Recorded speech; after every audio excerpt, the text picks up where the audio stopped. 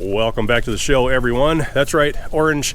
It is the deer hunting time of year, so in order to avoid any mistaken identity, we keep the high-vis clothing on. And the time has come. I want to do a will it start on the 1948 McCormick-Deering W-4. And I've been into this a little bit already. I started this episode about 10 days ago. Had to step away from it for about a week, and we are back on it again right now. So let's start off with the footage from back then. Well, everybody, it begins. So I can't get any oil to come out of either one of the level petcocks, so we might as well just start over. Drain whatever is left out, put some fresh in. Well, at least there was oil in it. It is black though. A little sludgy, not horrible.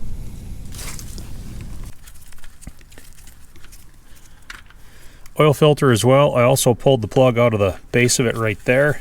Not a lot came out because I think we've had some pretty good drain back that has happened. So we might as well see what's in here while we're at it.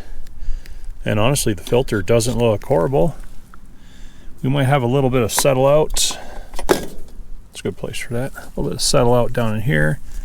Yeah, we've got some sludgy stuff, mostly just condensation water from having settled out so much. So we'll get all that cleaned out as well.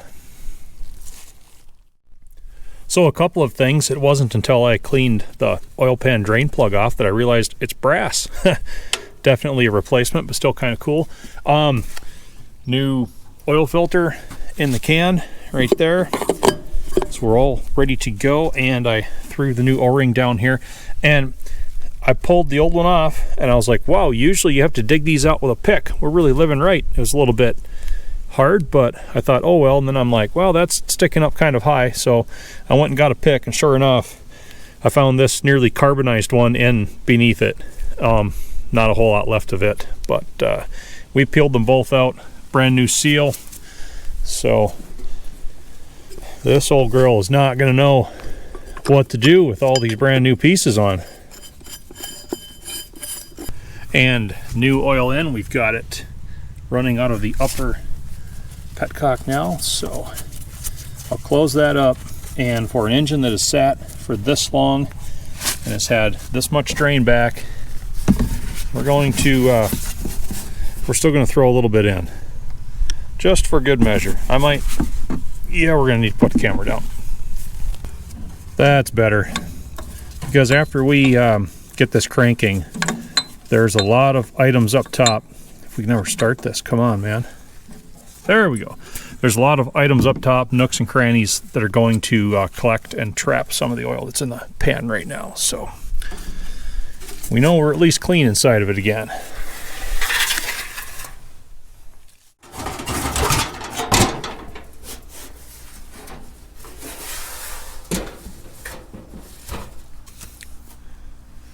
Okay, it's redder under here than I had expected. Oh, looks like we've got a Napa rebuild tag on the generator. Huh.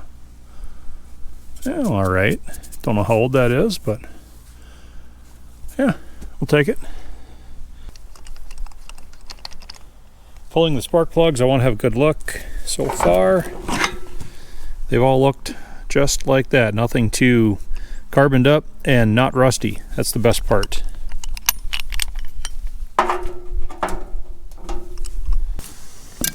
We're going down the line, pumping some oil into each cylinder. Want to get everything good and lubed up. All right, first look beneath the valve cover.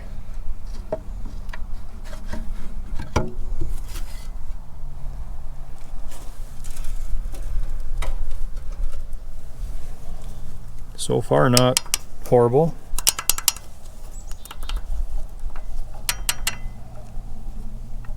Okay. Difficult to know what valve lash is really like, but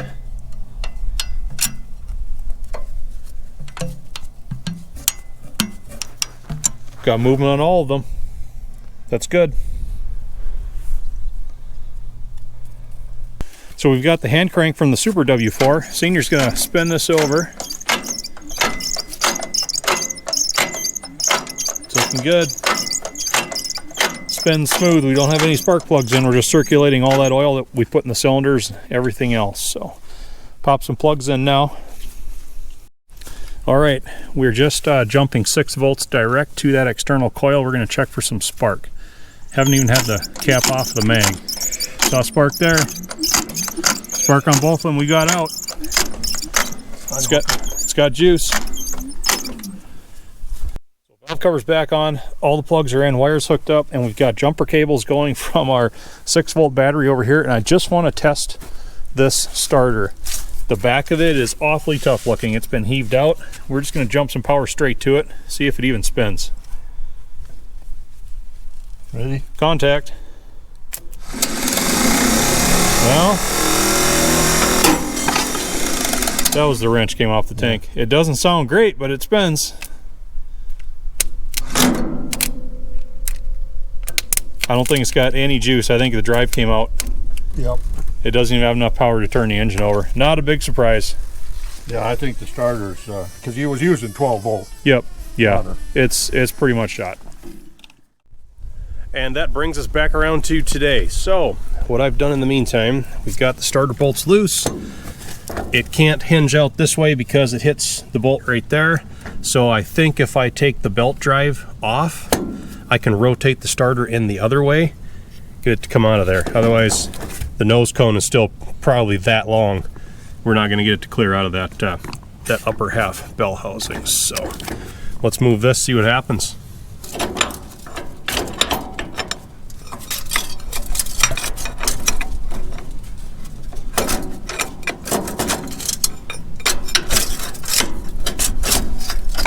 There, I think we got it free.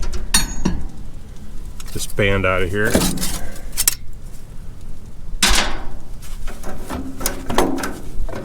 Yeah, that's all it took. Perfect.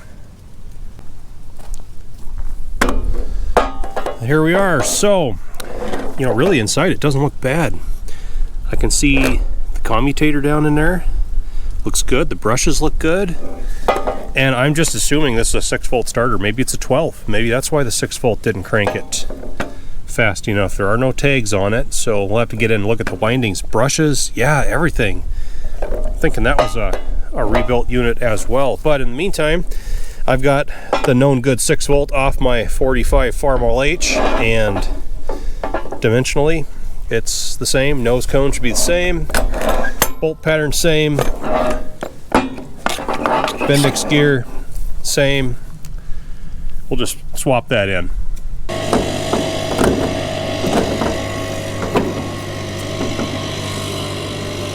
And curious me, I want to have a look down at the input gears before we throw that belt drive back. So far, yeah, it looks really nice and oily down in there, no rust. But I can see if the gear teeth all look good.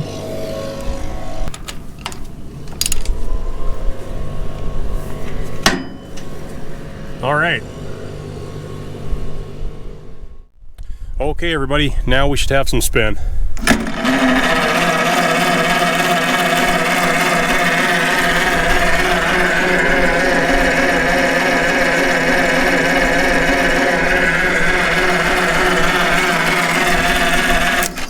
What I'm going to do is keep cranking this until I get a little bit of pressure registered on the oil gauge. I've got the spark plugs out over there once again, so we've got an easy spin. I want to do a thorough pre-lube.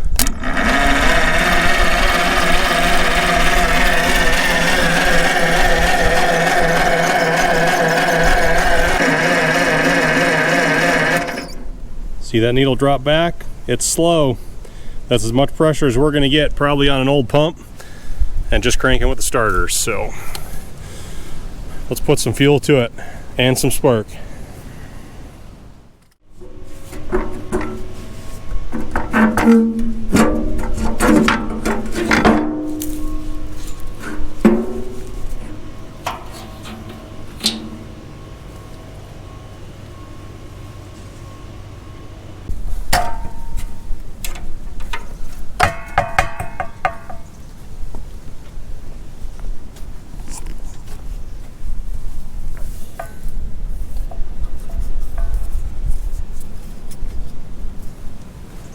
So as you saw, I took the main fuel tank off because not only does it have that big dent in it, it's got a failed fuel tank lining on the inside. So it's going to be better just to run this little kicker tank right here, temporarily gravity feed straight down to the carb. We got that bungeed in place.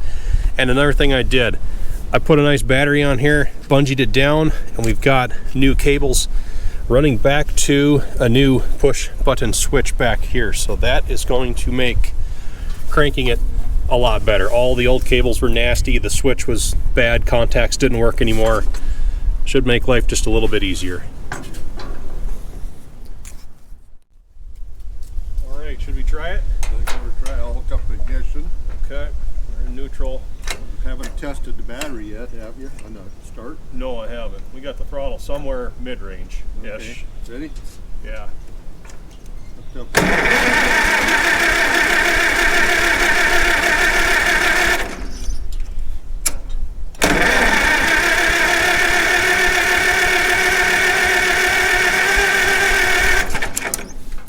Check for spark.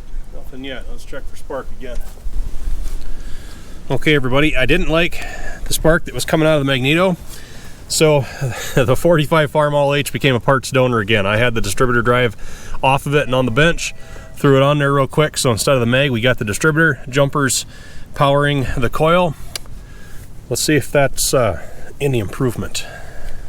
All right, should we give it another try? Yep. I might have the ether can here handy just to be sure. Yeah, right there. Ready? Yep. Choke is on. Yep.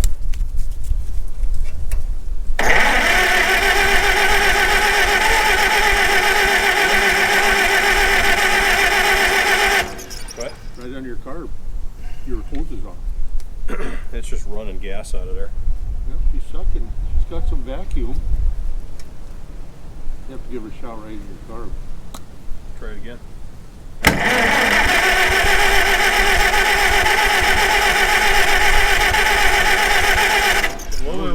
Blow back to fire. No, we're blowing back through the carb.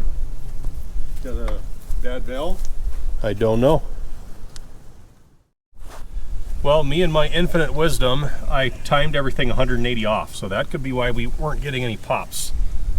We just pulled number 1 plug out, verified we were on compression stroke, lined up the pointer again, and I was pointing at number 3 instead of number 1, 1342. So we'll pop number 1 back in, hook this lead up, and then we'll see what happens. All right, give it a try.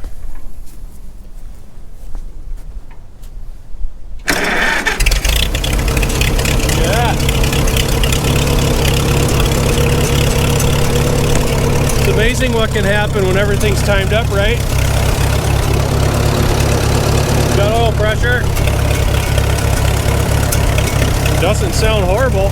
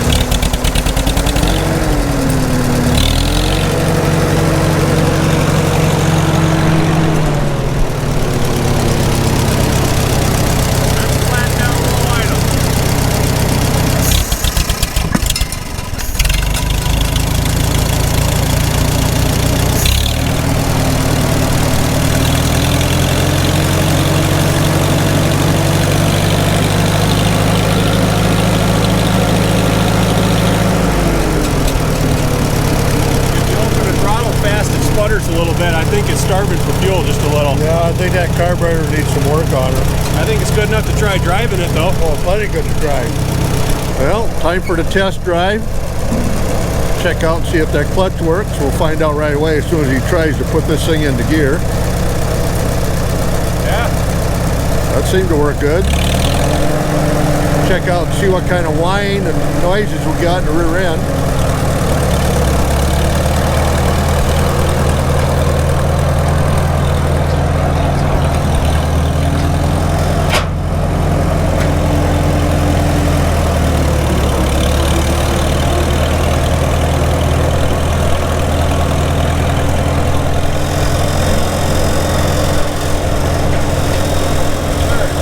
Third gear.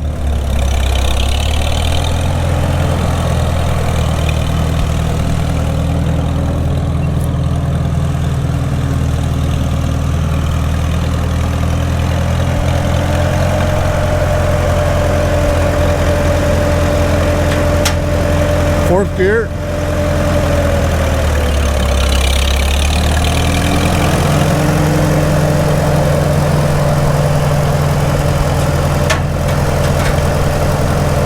Reverse.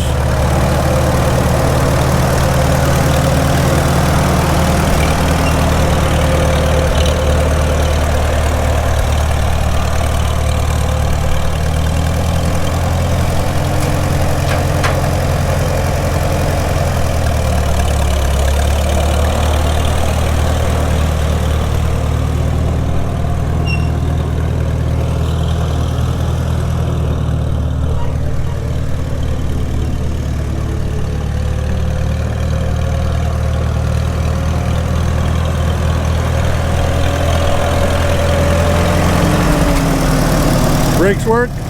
They're mushy, but they're there. It's not bad on the rear end. The rear end sounds real good to me.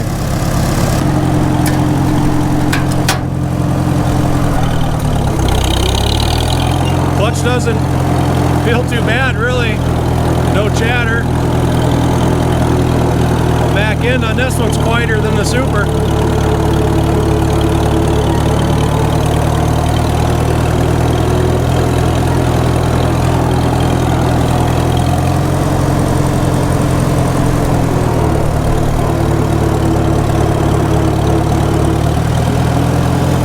Real brave here. There's fifth.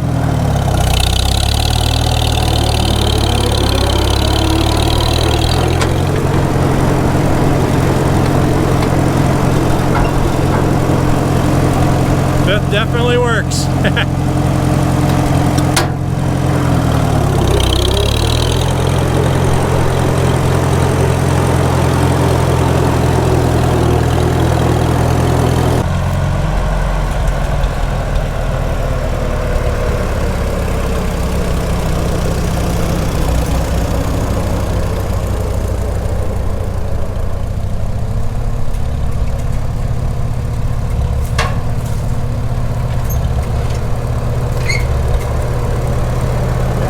Drives pretty well. Yeah, I think it's a keeper. Yeah.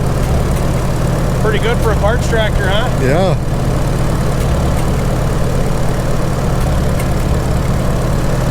Now we'll turn the gas off and let her run out before we shut her down here.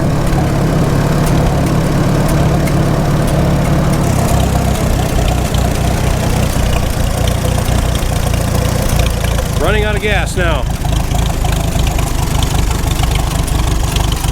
Put it out of its misery. Well, that went a lot better than I had thought it was gonna.